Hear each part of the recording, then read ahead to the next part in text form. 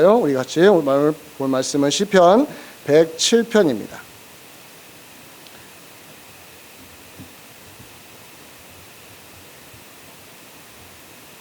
오늘 우리가 같이 살펴볼 말씀은 시편 107편 28절에서 30절까지 세 절만 봅니다. 28절에서 30절. 제가 한 절, 여러분들이 한 절, 30절은 함께 읽겠습니다. 제가 먼저 읽습니다. 이에 그들이 그들의 고통 때문에 여호와께 부르짖음에 그가 그들의 고통에서 그들을 인도하여 내시고 광풍을 고요하게 하사 물결도 잔잔하게 하시는도다. 그들이 평온함으로 말미암아 기뻐하는 중에 여호와께서 그들이 바라는 항구로 인도하시는도다. 아멘. 같이 잠깐 기도하겠습니다. 고마우신 아버지 하나님, 감사합니다. 오늘 주일날 날씨가 좋지 않음에도 불구하고 이렇게 마음을 다해서 예배 자리에 왔습니다. 하나님, 주님 만나고 가게 하시고 성령의 능력을 깊이 체험하는 이 시간 되게 하여 주시옵소서. 감사하고 예수님의 이름으로 기도하옵나이다. 아멘. 오늘 설교는요, 이스라엘 이야기로 한번 시작을 해보겠습니다. 아주 오래된 이야기인데요. 지금으로부터 아마 수천 년 전에 일어난 이야기입니다. 이스라엘이 애굽을 벗어난 이후에 가나안 땅까지 들어가는 과정을 간략하게 한번 여러분들에게 설명을 좀 해볼 텐데요. 요셉과 함께 이스라엘이 애굽에 살았을 때는 참 행복했습니다. 행복한 이유는 요셉이 2인자였기 때문에 그의 막강한 권력의 힘으로 이스라엘을 보호해줬어요. 이스라엘은 애굽 생활이 참 편했습니다. 비옥한 땅에서 먹고 사는데 아무런 문제가 없었습니다. 그런데 요셉이 죽고 나서 모든 상황이 바뀌어버렸습니다. 한 사람이 죽었는데 이스라엘의 전체가 그야말로 이제는 모든 게 바뀌어서 천국 같은 삶이 지옥 같은 삶으로 한순간에 바뀌어 버렸습니다.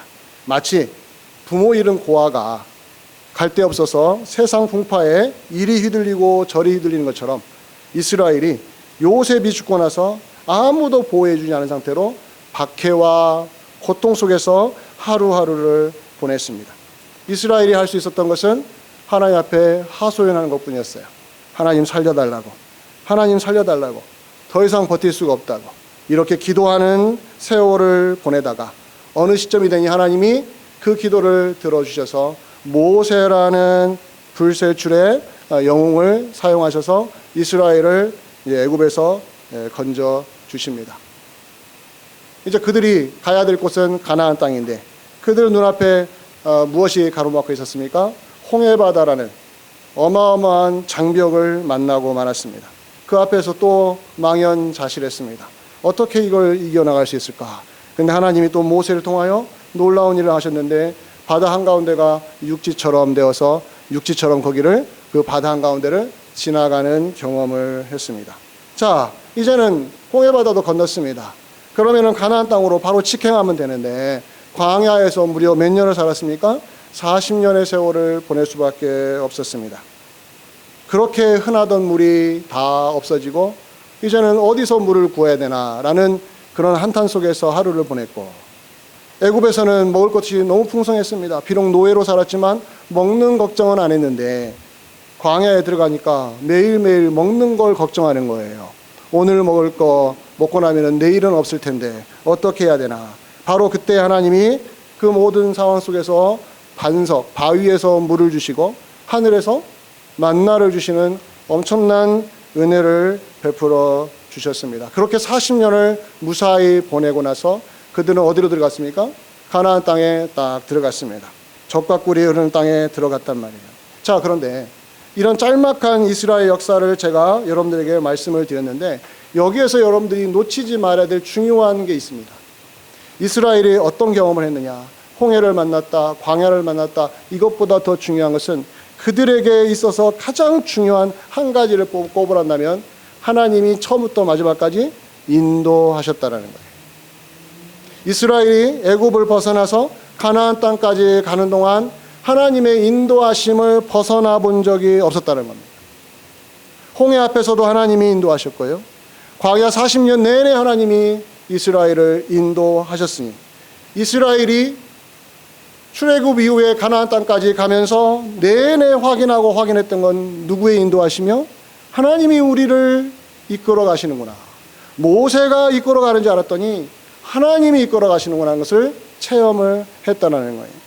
제가 왜 이스라엘의 이 이야기를 하나님의 인도하심으로 연결시켰냐면 오늘 본문이 바로 그 주제를 다루고 있기 때문에 그렇습니다. 오늘 본문 28절과 30절에서 하나님의 인도하심에 대한 이야기를 이렇게 설명을 해주고 있어요. 28절 한번 보시면 28절에 보면 제가 줄을 걸었는데 그들을 인도하여 내신다라는 단어가 나옵니다. 28절에. 그리고 30절에 보면은 그들을 항구로 인도하시는도다. 두 번에 걸쳐서 인도한다라는 단어가 나오고 있습니다.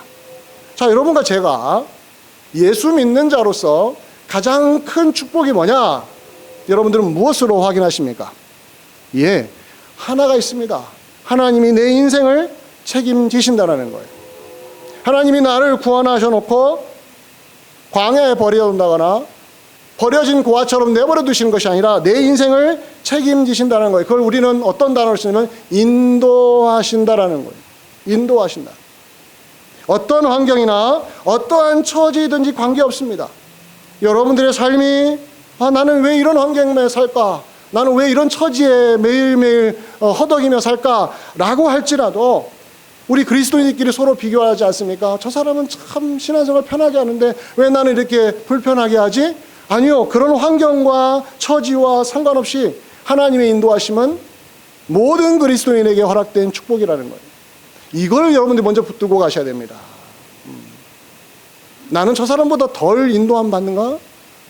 나는 생활이 편하니까 하나님이 나를 더 많이 인도해 주시는가? 그렇지 않습니다. 하나님의 인도하심은 각 사람에게 맞게 하나님이 적절하게 하신다는 거예요.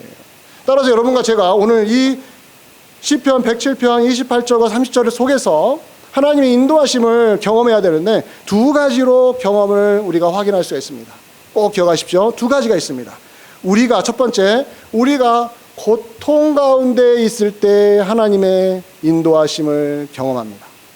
이거 꼭 기억하십시오. 어떨 때요? 우리가 고통 가운데 있을 때. 고통 중에 있을 때 하나님이 우리를 인도하신다라는 거예요. 자, 본문 28절을 통해서 확인을 먼저 해봅니다. 오늘 본문 28절 뭐라고 나와 있습니까? 함께 한번 읽어볼까요? 시작. 이에 그들이 그들의 고통 때문에 여호와께 부르짖음에 그가 그들의 고통에서 그들을 인도하여 내시고. 주어는 누굽니까? 하나님이십니다. 하나님이 그들의 고통에서 인도하여 내신다고 말합니다. 이게 하나님이 그리스도인에게 주시는 축복이에요. 따라서 여러분과 제가 확인할 건 뭡니까? 우리가 고통 가운데 있을 때에 무엇을 체험할 수 있다고요? 하나님이 우리를 인도하신다고요. 제가 서론에서 이스라엘의 역사를 간략하게 설명하지 않았습니까? 그 중에 또 한 대목이 뭐냐면 이스라엘이 애굽에서 요셉이 죽은 다음에 얼마나 심각한 상황에 직면해 있었는지를 제가 간략하게 지나갔지만 좀 더 설명을 드린다면 그들이 어떤 애굽으로부터 박해를 받았냐면은 이런 단어를 쓸게요. 여러분 인종청소라는 단어 들어본 적 있습니까? 인종청소. 인종을 아예 싹 깨끗이 특정한 인종을 아예 이 지상에서 없애버리겠다는 게 인종청소입니다. 애굽하에서 이스라엘 백성들이 경험한 게 뭐냐면 이스라엘의 씨를 다 없애버리는 거예요. 그 정책이 뭐였습니까? 남자아이 태어나면 다 죽이라는 거였어요. 그것은 뭐냐, 남자아이가 태어나지 않으면 이스라엘 백성들은 후손이 없어지는 거예요. 그게 바로 그 당시에 인종을 청소하는 방법이었습니다. 자, 근데 제가 왜 이런 말을 했냐면 여러분 가까운 역사 속에요, 여기서부터 우리부터 별로 떨어지지 않는 역사 속에 인종을 청소했던 가장 잔인한 짓을 했던 사람이 누구냐면 히틀러였습니다. 독일의 히틀러가 유대인들을 아예 깨끗하게 지상에서 없애버리려고 대량 학살 정책을 썼습니다. 그 중에 뭐냐면 아우슈비츠라는, 이 발음도 어려운데요, 아우슈비츠 집단 수용소죠. 유명합니다. 여기에서 어떤 단어가 나왔냐면은 홀로코스트라는 단어가 나온 거예요. 아우슈비츠라는 것은 그 아우슈비츠 안에 뭐가 있냐면 가스실이 있었어요. 가스실. 가스실에다가 어린아이부터 시작해서 노인에게까지 모든 유대인들을 그 식당 소용소로 데려간 다음에 다 거기다 집어넣었습니다. 근데 유대인들은요, 그곳이 가스실인지도 모르고 그냥 들어갔다가 못 나온 거예요. 얼마나 잔인한지 몰라요. 거의 100만 명의 이스라엘 사람들이요, 유대인들이 그 아우슈비츠에서 학살을 당했어요. 아마 1945년에 독일이 멸망하지 않았으면 정말로 유대인들은 전부 다 멸망을 당할 수 있을 만큼 잔악한 사람이 바로 히틀러였습니다. 자, 그런데 이 일이 유대인에게 처음 일어난 게 아니었어요. 그 수천 년 전에 애굽에 있을 때에도 새로운 바로 왕이 나타나서 유대인들을 다 죽이겠다고 정책을 쓴 겁니다. 어떤 사람은 그럽니다. 유대인들이 왜 이렇게 역사 속에서 유별나게 유대인들만 이런 학살을 당하나. 애굽하에 이스라엘이 경험한 것은 매일매일 지옥 같은 삶이었어요. 어떻게 그 시간을 견딜 수 있었을까? 그리고 일어나면은 노동 현장에 가서 매일매일 감당할 수 없는 노동 고역을 해야 됐습니다. 자, 이런 극한 상황에서 이스라엘이 할 수 있는 게 뭐였습니까? 여러분들, 덤빌 수도 없어요. 뭐 싸움이 되어야 뭐 싸우죠. 이스라엘이 할 수 있는 게 뭐겠습니까? 여러분들, 출애굽기 2장 23절에 이런 문장이 나옵니다. 같이 한번 출애굽기 2장 23절을 통하여 그들이 무엇을 했는지를 확인을 해보겠습니다. 함께 읽어봅니다. 시작. 여러 해 후에 애굽 왕은 죽었고 이스라엘 자손은 고된 노동으로 말미암아 탄식하며 부르짖으니 그 고된 노동으로 말미암아 부르짖는 소리가 하나님께 상달된지라. 여기서 이스라엘이 한 게 뭡니까? 탄식하며 부르짖은 겁니다. 탄식하며 부르짖었다는 것은 하나의 행동이에요. 너무너무 살기가 힘든 상황에서 그들이 내뱉을 수 있는 이 목소리는 뭡니까? 탄식하는 거예요. 그리고 부르짖는 겁니다. 부르짖는 게 뭐냐면, 아이고 세상 살기 힘들어 이렇게 말한 게 아니라, 이스라엘은 누구를 섬기는 사람이었어요? 하나님을 섬기는 사람들이잖아요. 그러니까 하나님을 향하여 부르짖는 겁니다. 아니나 다를까 그 부르짖는 소리가 누구에게 들렸다고 했어요? 하나님께 들렸다고 하지 않습니다. 자, 여기에서 고통 가운데 있는 이스라엘이 선택한 중요한 방법이 뭐였습니까? 하나님을 향하여 부르짖는 거였어요. 현실은 노동의 그 강도가 너무 세서 살기가 너무너무 힘든데 그들이 할 수 있는 것은 기도하는 것밖에 없었다라는 거예요. 집에 가면 아무것도 할 수가 없습니다. 그저 누워 쉴 수밖에 없어요. 누워 쉬면서도 입은 열려 있지 않습니까? 그러니 바닥에 누워서 잠도 안 오고 온 몸은 막 삭신이 쑤시고 고통스러운데, 각 방에 각 집에, 그 집도 집 같겠습니까? 노예들이 사는 집이 뭐 집이요, 집 같은 그런 구색을 갖추지 않았겠죠. 근데 그 속에 누워가지고 그들이 입을 열어서 하는 소리가 하나님이여 하나님이여 굽어 살펴주시옵소서. 하나님이여 하나님이여 저희를 아시지 않습니까? 길게도 기도 못했을 거예요. 너무 힘드니까. 그러다가 또 지친 몸에 피곤하여 잠에 빠져들었을 것입니다. 아침에 일어나면 또 노동 현장에 가서 또 학대를 당하고 채찍질을 당하고, 또 저녁에 오면 또 어떻습니까? 또 와서 어떻게 해야 돼요? 하나님 또 이렇게 살아야 됩니까? 하고 탄식하며 하나님께 부르짖었다라는 거예요. 자, 그러면은 이 정도 보면 사람들이 그럽니다. 이 정도의 고통을 당하면 기도할 힘도 없지 않겠는가? 근데 여러분 아십니까? 그리스도인은요, 하나님 믿는 사람은요, 고통이 커질수록 기도한다는 사실입니다. 여러분 이거 믿으십니까? 이상해요. 그리스도인은요, 고통이 심해지면 심해질수록 뭘 하냐면요, 기도를 합니다. 기도를 해요. 이게 인생의 아이러니예요. 신앙의 신비이고 아이러니예요. 고통 중에 있을 때 신자들은 더욱더 기도합니다. 오늘 본문 다시 한번 볼까요? 107편 28절 다시 한번 보세요. 그들의 고통 때문에라고 말하잖아요. 고통 때문에 기도하지 않았다는 것이 아니라 고통 때문에 여호와께 부르짖었다고 말하잖아요. 말이 다릅니다. 고통 때문에 기도도 못했다고 하지 않고 고통 때문에 하나님께 부르짖었다고 말합니다. 믿는 사람은 고통이 오면 더욱더 기도합니다. 믿는 사람은 고통이 심할수록 더 힘을 내서 기도하는 사람들입니다. 여러분, 예수님이 뭐가 부족해서 기도하셨겠어요? 근데 예수님은요, 기도하기를 즐겨하셨던 분이에요. 평소에도 기도를 많이 하셨던 분이에요. 근데 그분이 져야 될 십자가가 너무 무거웠습니다. 하나님이 예수님을 이 땅에 보내신 이유는 십자가를 지게 하시기 위해 이 땅에 보내셨는데, 그걸 알고 오신 예수님이지만 그 십자가의 그 극심한 고통에 그분은 하루하루 힘들어했습니다. 그러다 마지막 십자가를 앞두고 그가 예수님이 했던 기도 장소가 어디였습니까? 겟세마네 동산에서 그분이 기도하지 않았습니까? 그분이 얼마나 절실하고 절박하게 기도했는지 누가복음은요, 마태, 마가, 누가, 요한복음 있는데 누가복음만 이 문장을 쓰고 있습니다. 누가복음 22장 44절을 한번 보시면 기가 막히게 번역을 해놨어요. 이렇게 말합니다. 같이 한번 읽어볼까요? 시작.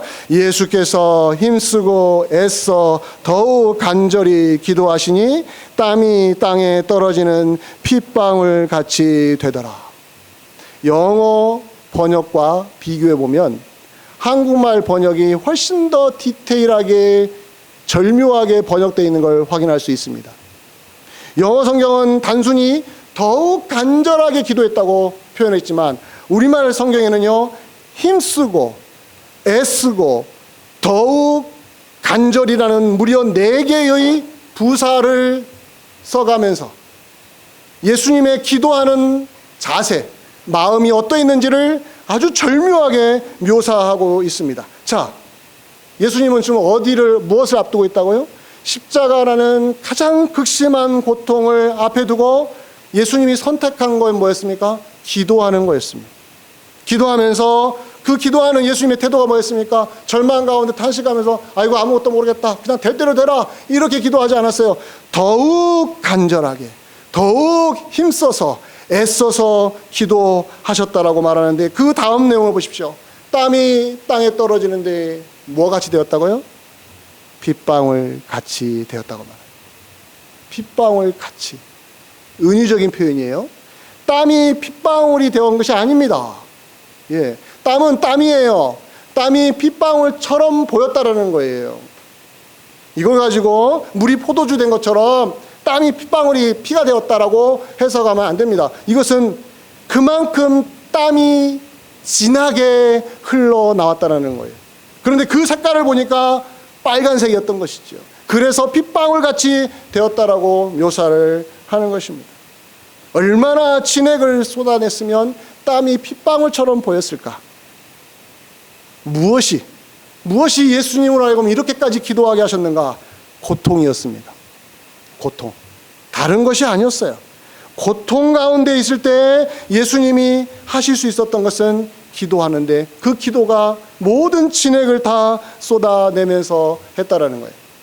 자, 여러분, 우리가 고통 가운데 있을 때 무엇이 달라지는지 아십니까? 예수 믿는 사람이 고통 가운데 있을 때요, 예수 안 믿는 사람과 확연하게 차이가 나는 딱 한 지점이 있어요. 그게 바로 기도의 사람이 된다라는 거예요. 기도의 사람. 진짜 기도가 무엇인지를 그때 배우게 된다는 것입니다. 그래서 야고보서는요, 5장 13절에 이런 내용으로 그 당시에 교회를 향하여 외쳤습니다. 야고보서 5장 13절 한번 함께 또 읽어볼까요? 시작. 너희 중에 고난당하는 자가 있느냐? 그는 뭐 할 것이요? 기도할 것이요.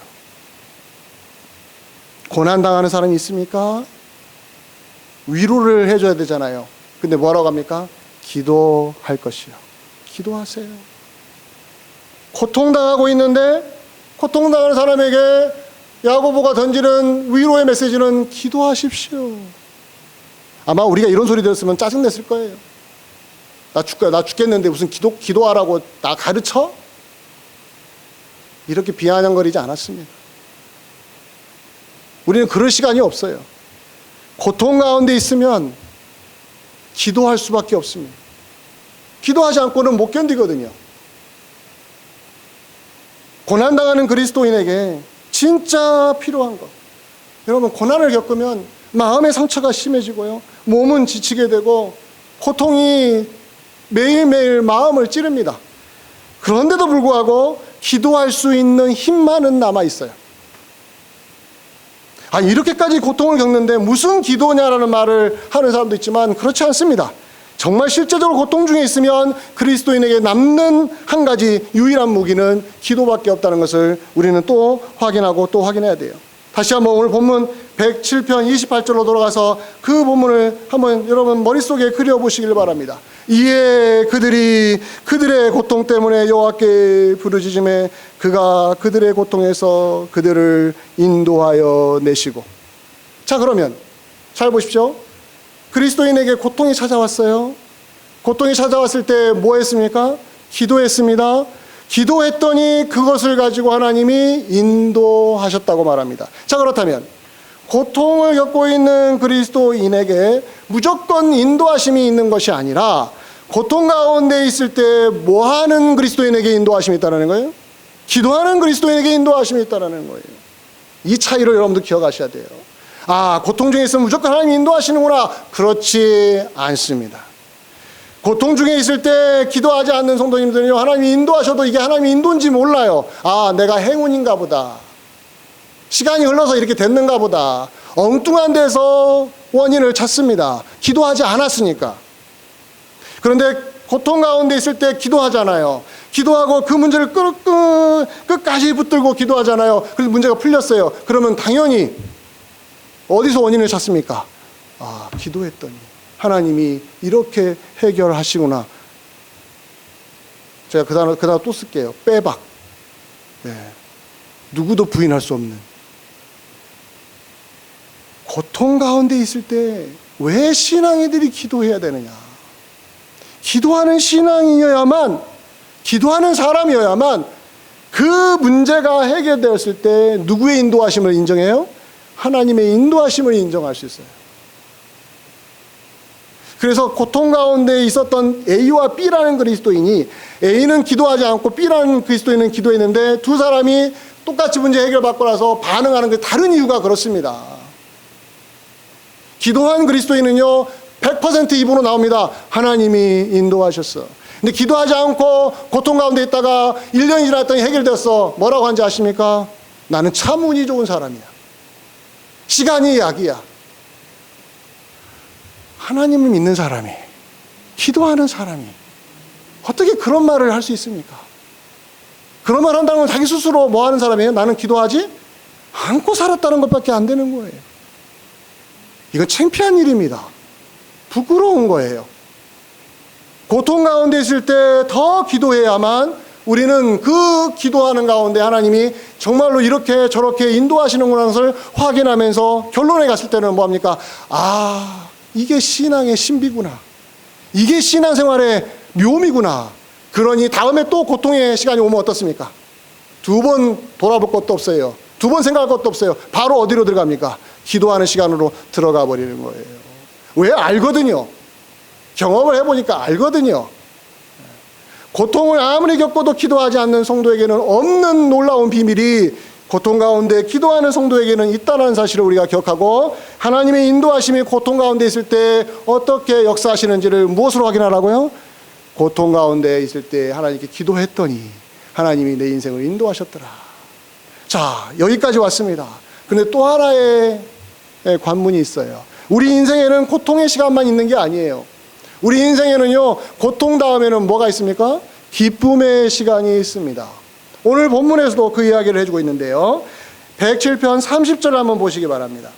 28절에서는 고통의 시간 속에 하나님 기도했더니 인도하셨더라. 근데 30절에 오니까 이제는 기쁨의 시간을 맞이하는 그리스도인을 묘사해 줍니다. 함께 한번 읽어볼까요? 시작. 그들이 평온함으로 말미암아 기뻐하는 중에 여호와께서 그들이 바라는 항구로 인도하시는도다. 이제는 어떤 상황입니까?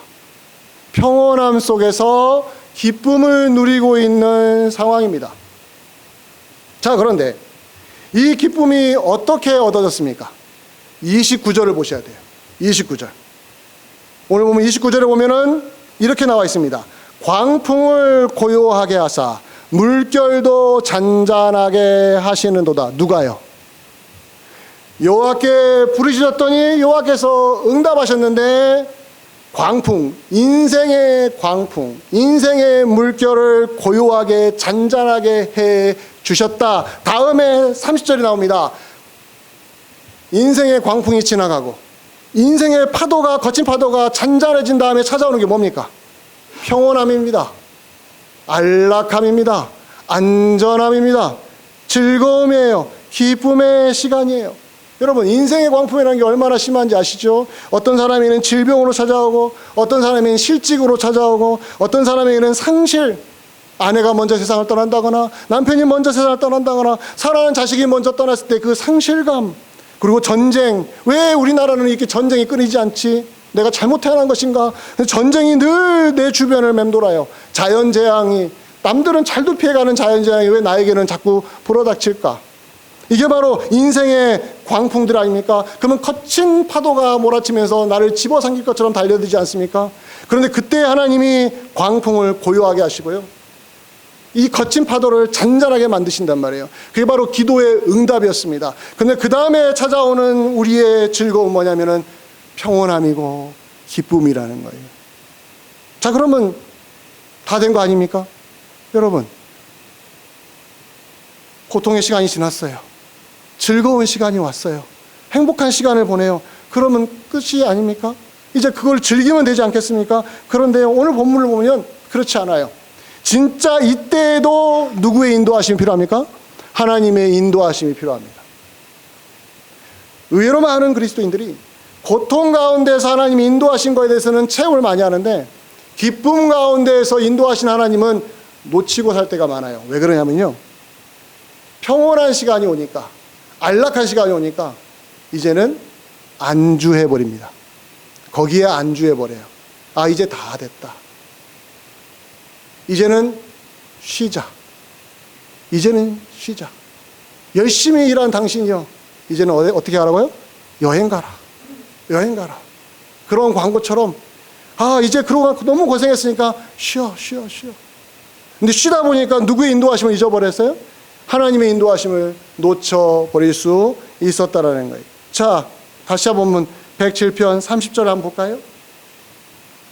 30절에 보면 그들이 평온함으로 말미암아 기뻐하는 중에 여호와께서 그들이 바라는 항구로 인도하시는도다. 여기 보면 인도하신다는 단어 나오잖아요. 하나님이 평온함으로 기쁨을 즐기고 있는 그리스도인을 향하여 인도하신대요. 어디로 인도하세요? 오늘 본문에 보면 의인적인 표현입니다. 그들이 바라는 항구.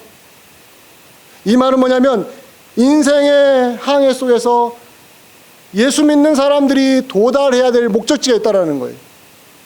그 목적지까지 가는 길에 무엇을 만난 겁니까? 고통의 시간을 체험한 거예요.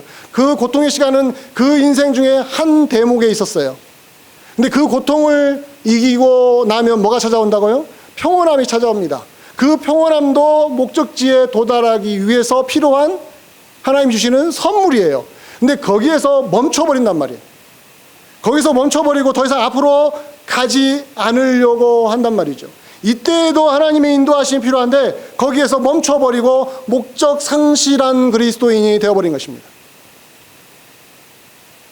많은 크리스찬들이 목적을 상실한 채 그냥 신앙생활을 하시는 경우가 많이 있습니다. 그러다가 고통을 만나면 또다시 기도합니다. 왜? 말씀을 들었으니까. 그리고 고통이 사라지면 또 뭐가 찾아온다고요? 평온한 시간이 됩니다. 근데 평온한 시간만 돌아오면 이제 무엇을 잊어버려요? 하나님의 인도하시면 이제 더 이상 필요 없다. 야, 이걸 즐기면 된다. 이것만 잘 보존하면 된다. 그래서 아무런 일이 일어나지 않도록 우리가 노력만 하면 된다. 아니요. 하나님은 평온한 가운데 기쁨으로 사는 것에 우리를 안주하지 못하도록 만드신 분이에요. 그래서 어디까지 우리를 인도하신다고요? 우리가 바라는 항구. 이게 뭡니까? 우리가 바라는 항구. 여러분이 원하는 항구. 뭐 100평짜리 뭐 아파트 뭐 집에 사는 거예요? 그거 아니잖아요. 우리 그리스도인이 바라는 항구가 어디입니까? 여러분들에게 한 가지 힌트를 드립니다. 에베소서 4장 13절을 한번 인용합니다. 이것이 바로 신약시대에 살고 있는 모든 그리스도인이 바라보아야 될 항구입니다. 은유적인 표현이에요. 우리가 도달해야 될 지점입니다. 4장 13절 한 목소리로 같이 한번 읽어보겠습니다. 시작. 우리가 다 하나님의 아들을 믿는 것과 아는 일에 하나가 되어 온전한 사람을 이루어 그리스도의 장성한 분량이 충만한 데까지 이르리니. 이게 하나님이 여러분과 저를 구원하신 목적이에요. 그리스도의 장성한 분량이 충만할 때까지 우리가 도달해야 되는데 그 도달하는 가운데 무엇을 만났어요? 광풍을 만난 거예요. 거친 파도를 만난 거예요. 그래서 고통을 겪었습니다. 아프지요? 힘들지요? 그래서 기도했습니다. 하나님, 이 문제를 해결해 달라고. 그런데 하나님이 놀랍게도 은혜를 주셔서 그 문제를 해결을 해 주셨습니다. 그리고는 찾아온 게 뭐였습니까? 평온함이었습니다. 안정감이었습니다. 이제 기쁨의 시간이었습니다. 이제 다 됐구나 하는 순간에 우리는 어느 순간 무엇을 잊어버려요? 내가 지금 도달할 지점은 이 평온한 생활이 아니라 그리스도의 장성한 분량에 이르기까지 우리의 신앙이 성장해야 되고 우리의 신앙이 성숙해져야 되고 우리가 예수 그리스도를 닮아가는 사람으로 우리가 커가야 되는데 일시적으로 누리는 평안함에 취해가지고 그 자리에서 멈춰버린단 말이에요. 근데 하나님은 우리를 언제도 인도하신다고요? 이렇게 평안한 가운데 기뻐하는 중에도 하나님은 우리를 인도하신다고요. 그래서 다시 채찍질을 가하시는 겁니다. 정신 차리라고. 정신 차리라고. 여러분 신앙생활 하면 아시잖아요. 그럴 때가 있잖아요. 하나님 이 정도면 됐습니다 하는 순간에 하나님이 흔들어요? 안 흔들어요? 흔들어요. 흔들어요. 아, 이게 내가 사는 이유가 아니구나. 여기가 내가 도달해야 될 목적지가 아니구나. 이걸 배우게 하신다는 겁니다. 우리는 어디까지 가야 된다고요? 그리스도의 장성한 분량에 충만한 데까지 이르도록. 그때까지 하나님은 쉬지 않고 우리를 고통 가운데서도 기쁨 가운데서도 인도하신다는 사실을 여러분 꼭 기억하셔서 지금 나는 고통 가운데 있는가? 나는 기쁨 가운데 있는가? 그게 중요하지 않습니다. 고통 가운데 있으면 기쁨 가운데 있는 신자가 부럽습니다. 기쁨 가운데 있는 신자들은요, 고통 가운데 신자를 보면서 아이고 불쌍해라 불쌍해라고 그럽니다. 근데 둘 다 중요하지 않습니다. 우리 인생에서 고통만 있지 않습니다. 기쁨만 있지 않습니다. 우리에게 진짜 중요한 것은 그 어떠한 환경 속에서도 누구의 인도하시며 하나님의 인도하심을 놓치면 안 된다는 거예요.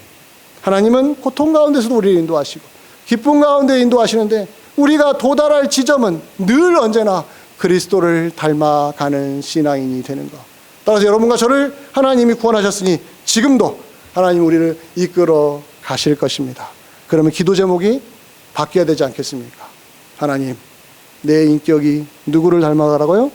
그리스도를 닮아가게 하옵소서.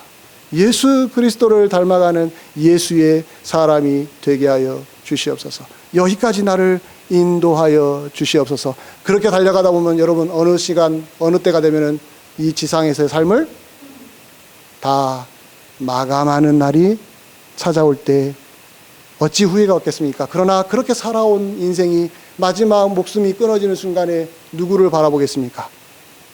당연하죠. 하나님의 인도하심을 바라보게 되어 있습니다.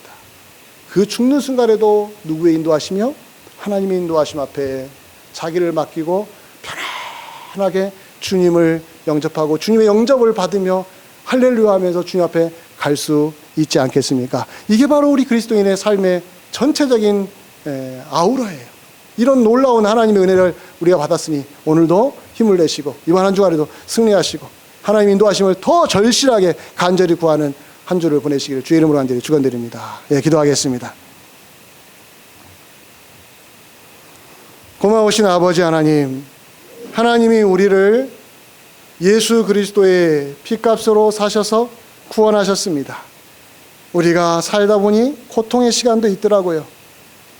아픔의 시간, 그러다가 평온한 시간이 찾아옵니다. 그런데 그 모든 것 중에서 가장 중요한 것은 우리 하나님이 우리를 인도하신다는 것, 예수 닮는 사람으로 우리를 인도하신다는 것, 이 진리를 놓치지 않고 오늘도 주를 향하여 달려갈 수 있도록 함께하여 주시옵소서. 예수 그리스도의 이름으로 기도하옵나이다. 아멘.